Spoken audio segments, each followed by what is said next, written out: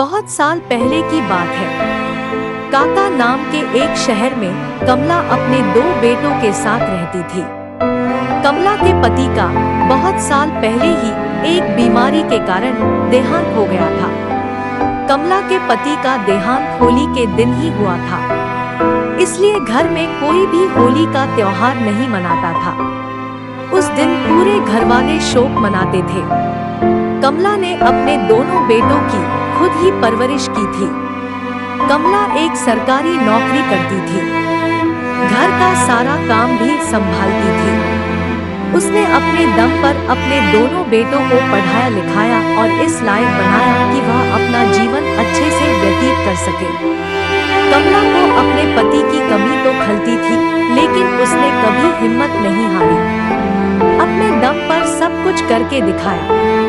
अब उसके दोनों बेटे बड़े हो गए थे, अच्छा पैसा कमा रहे थे। चिंता तो बस इस चीज की थी, कमला को घर का सारा काम भी करना पड़ता था, ऑफिस का भी काम देखना पड़ता था, जिसकी वजह से उसे बहुत परेशानी हो रही थी। उसकी उम्र हो जाने के कारण वह यह सारे काम सही से नहीं कर पा रही थी।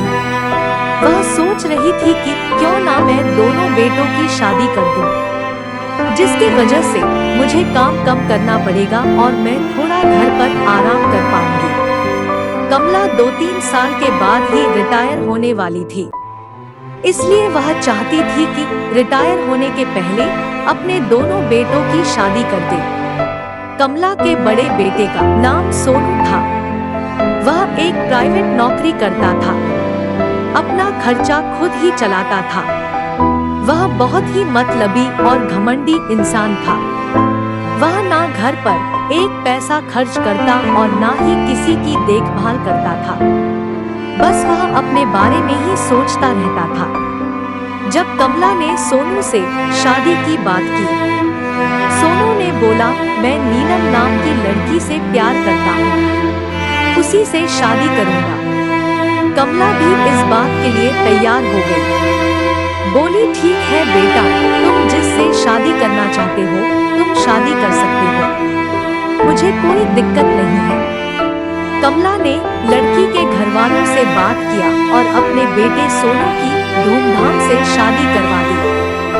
दोनों पति पत्नी अब खुश रहने लग गए। नीलम भी उसकी तरह ही घमंडी और मतलबी इंसान थी, जिसके कारण दोनों पति पत्नी की खूब बनती थी।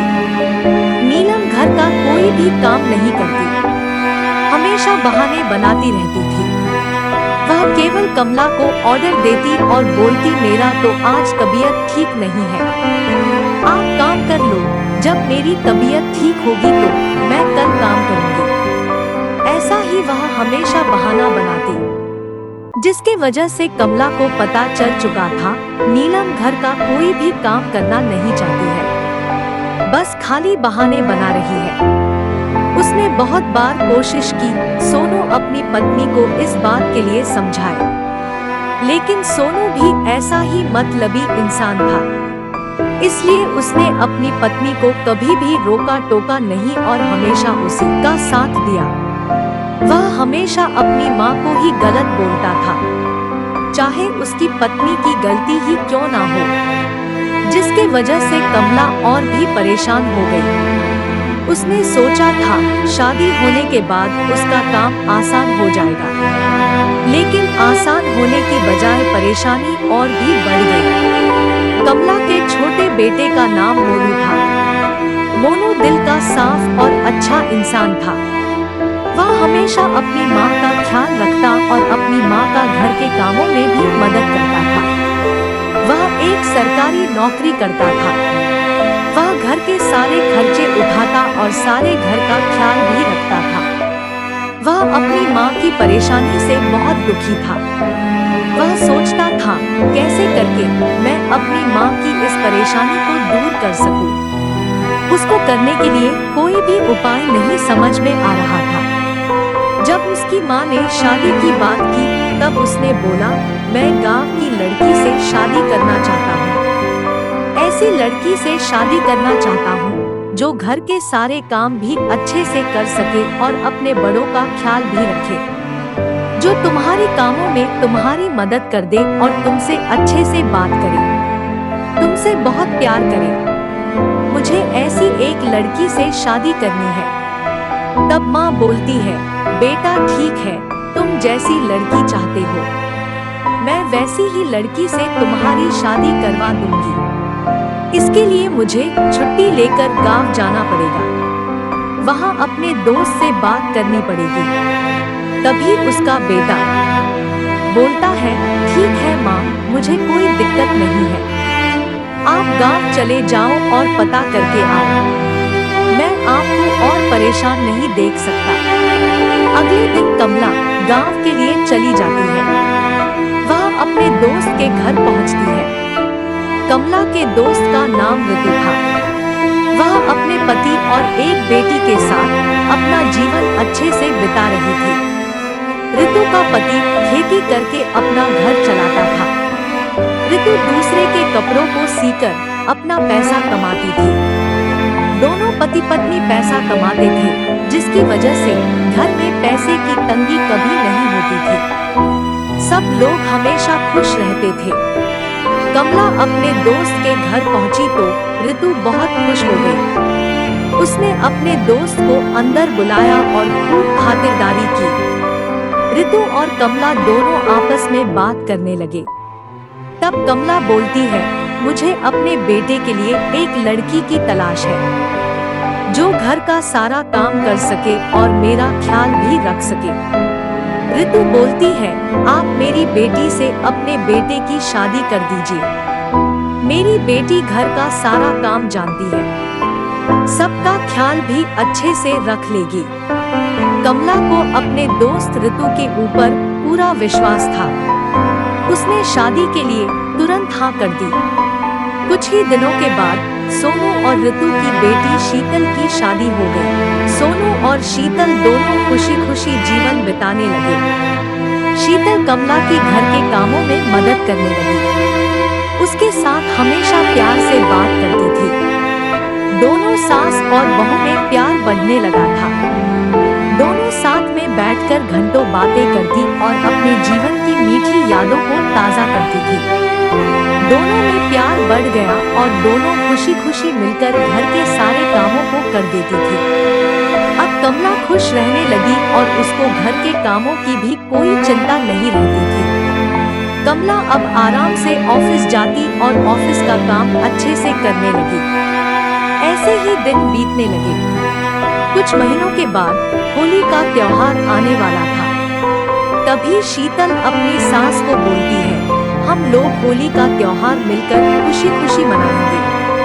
तब कमला बहुत दुखी हो जाती है। बोलती है, इस दिन मेरे पति का देहांत हुआ था, इसलिए हम लोग होली का त्योहार नहीं मनाते हैं। यह सुनकर शीतल भी दुखी हो जाती है। तब शीतल कमला के पति के बारे में पूछती है। कमला शीतल को अपने पति के बारे में सारी बात बता देती है। तब शीतल बोलती है, आपके पति को तो होली का त्योहार बहुत पसंद था, वह होली बहुत खेलते थे, फिर हम लोग होली क्यों नहीं खेलते हैं? जो आपके पति को बहुत पसंद था, उसे हम लोग मनाते नहीं हैं। यह तो बहुत गलत बात है। यह सब उनकी आत्मा को दुखी कर देगा। इसलिए हम लोगों को होली का त्योहार मिलकर मनाना चाहिए, जिसके वजह से आपके पति की आत्मा को खुशी मिलेगी। हम लोग भी खुश रह पाएंगे। यह सब बात कमला को बहुत पसंद आती है। वह भी सोचती है, हाँ हम भी अब आने वाले होली के दिन होली मनाएंगे। सब लोग खुशी खुशी होली खेलेंगे। जब होली का त्योहार आता है तो सब लोग मिलकर होली खेलते हैं। इसी तरह से पूरा परिवार होली का त्योहार खुशी खुशी मनाने लगता है। घर के सब लोग शीतल को होली वाली बहू बुलाने लगे। कमला अपनी बहू शीतल को बोलती है, तुम्हारे वजह से ही हमारे घर में खुशियाँ आई है, इसलिए आज के बाद हम तुम्हारा नाम होली वाली बहू बुलाएंगे। शीतल भी इस बात को सुनकर बहुत खुश हो जाती है। बोलती है, ठीक है माँ जी, जो आपको अच्छा लगे वह आप मुझे बुला सकते हैं। इसी तरीके से पूरा परिवार खुशी खुशी रहने लगा। इस कहानी से हमें यह शिक्षा मिलती है, हमें पुरानी यादों को भुलाकर अपने जीवन को खुलकर जीना चाहिए। पुराने जीवन में जो भी बुरा हुआ, उन सब को भुलाकर आने वाले जीवन में खुशी खुशी रहना चाहिए। इससे हमारा आने वाला जीवन भी खुशियों से भर जाता है। सब लोग बिना किसी दिक्कत के रह पाते हैं। जैसा कि आपने इस कहानी में देखा, कैसे एक परिवार पुरानी बातों को लेकर होली जैसे पावन त्योहार को नहीं मनाता था, लेकिन जैसे ही उनके घर में बहू आती है, बहू होली की अहमियत को समझाती है, होली की खुशियों को बताती है। उसके बाद सब परिवार के लोग खुशी खुशी होली का त्योहार मनाने लगता है, अपना जीवन खुशी खुशी जीने लगता है। खुश होकर जीना ही जिंदगी का असली सच है। इसलिए सबको अपने जीवन में खुश होकर जीना चाहिए और बीती